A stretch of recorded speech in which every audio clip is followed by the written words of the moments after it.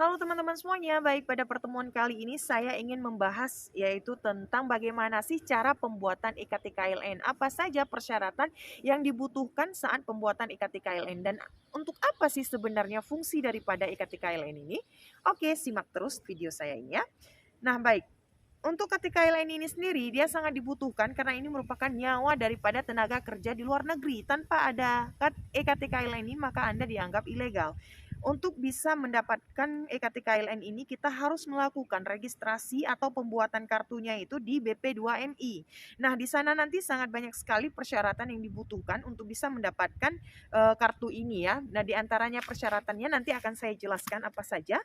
Dan kemudian ini saya ingin menunjukkan kepada teman-teman bagaimana sih bentuk daripada kartu EKTKLN ini sendiri, yaitu seperti ini ya untuk kartunya. Oke, lihat. Nah, ini dia kartu EKTKLN. Nah, oke, terbaca ya. Nah, ini merupakan kartu EKTKLN yang dibutuhkan saat kita harus bekerja di luar negeri. Oke, nah bagaimana cara mendapatkannya? Nah, itu tadi setelah semua proses yang sudah saya jelaskan di video saya sebelumnya, itu sudah dilengkapi semuanya, maka baru bisa kita lakukan pengurusan untuk kartu EKTKLN. Nah, di antaranya persyaratannya adalah harus memiliki paspor dan juga sudah selesai stamp pisah. Yaitu ya, sesuai dengan penjelasan saya video sebelumnya, yaitu sudah dilakukan stamp pisah. Kemudian dibutuhkan ijazah yang sudah stempel ya, sama ya seperti ini. Nah, makanya oleh karena itu di setiap video saya ini step by step akan saya jelaskan tata cara bagaimana hingga kita bisa terproses dan bisa bekerja langsung di luar negeri ya. Nah, jadi untuk pertemuan yang ketiga kali ini saya persyaratannya itu yang dibutuhkan adalah paspor yang sudah ada stamp pisahnya, kemudian ijazah yang sudah stempel oleh Deplu, Kehakiman, Dikti, KBRI dan lain sebagainya, dan ada surat izin suami atau surat izin orang tua yang sudah ada materainya ya. Kemudian ada surat pernyataan bahwasanya Anda bekerja ke luar negeri atas dasar keinginan pribadi dan tanpa dorongan juga paksaan dari pihak manapun. Berikutnya harus memiliki data flow. Nah, ini sebenarnya data flow tidak terlalu wajib sih, hanya sebagian jika memang diminta. Jika tidak, maka Anda tidak perlu memberikannya ya, karena memang pada dasarnya ini bukan persyaratan yang ada di Indonesia. Berikutnya harus memberikan KTP asli ya, harus ditunjukkan KTP asli, itu hanya untuk persyaratan saja karena nanti mereka akan mencocokkan data ya. Berikutnya ada surat pengalaman kerja yang bukan pemalsuan ya, harus benar-benar valid karena nanti bila di cross check maka itu benar keasliannya. Kemudian harus ada print warna PK, yaitu perjanjian kontrak kerja di mana Anda akan ditempatkan saat Anda di Saudi. Nah, ini sangat penting sekali, harus Anda bawakan yang scanan berwarna atau yang asli boleh. Tapi saran saya sih lebih baik yang scanan berwarna saja karena nanti semua berkas yang kita berikan ini akan mereka simpan dan akan mereka ambil. Jadi lebih baiknya itu Anda bawa yang scanannya saja ya, yang warna.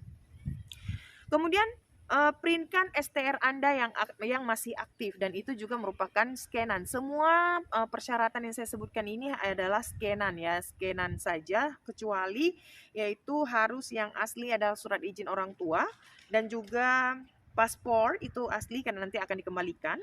Nah, berikutnya hasil MCU Anda. Hasil MCU juga itu merupakan salah satu syarat untuk bisa membuat EKTKLN. Ya, kemudian harus masukkan ke dalam map kertas. Jadi buat teman-teman yang ingin melakukan pembuatan EKTKLN di BP2MI, jangan lupa ya beli dulu map kertasnya karena nanti semua berkas persyaratan yang dibutuhkan harus dimasukkan ke dalam map. So, untuk teman-teman biar nggak bolak-balik gitu loh. Ya kan, dengan adanya video saya ini jadi bisa membantu teman-teman untuk mempersingkat waktu ya, untuk mempersingkat energi juga, nggak harus bolak-balik gitu ya. Jadi semoga bisa membantu dan nanti di situ juga kita akan mendapatkan BPJS Ketenagakerjaan.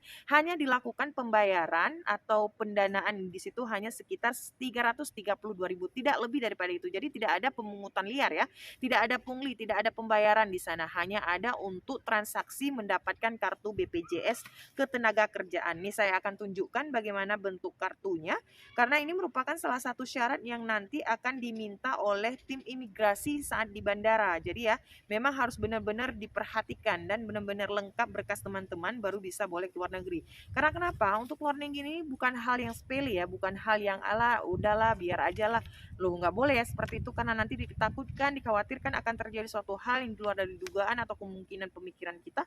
Maka untuk itu kita harus mempunyai pendataan yang lengkap supaya itu juga merupakan suatu payung hukum untuk diri kita sendiri agar kita selalu aman, selalu terlindungi gitu ya, terlindungi oleh hukum. Nah, ini dia bentuk contoh dari BPJS Ketenagakerjaan yang dibutuhkan pada saat sudah tiba di luar negeri nanti.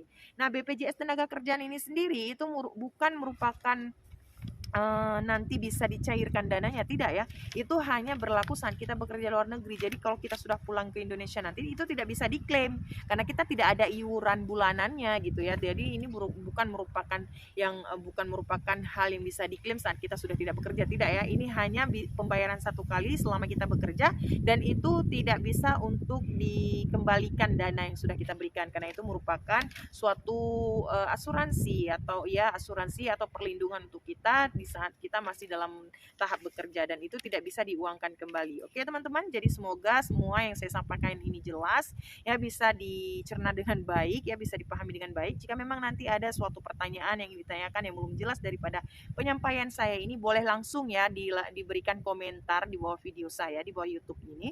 Nanti insya Allah satu persatu akan saya jawab jika memang berkenan. Nah, untuk lebih mengetahui persyaratan atau bagaimana cara bisa melakukan registrasi dan pengajuan juga pendaftaran untuk kerja luar negeri, boleh langsung menghubungi saya di sosial media saya di bawah YouTube, di bawah ini.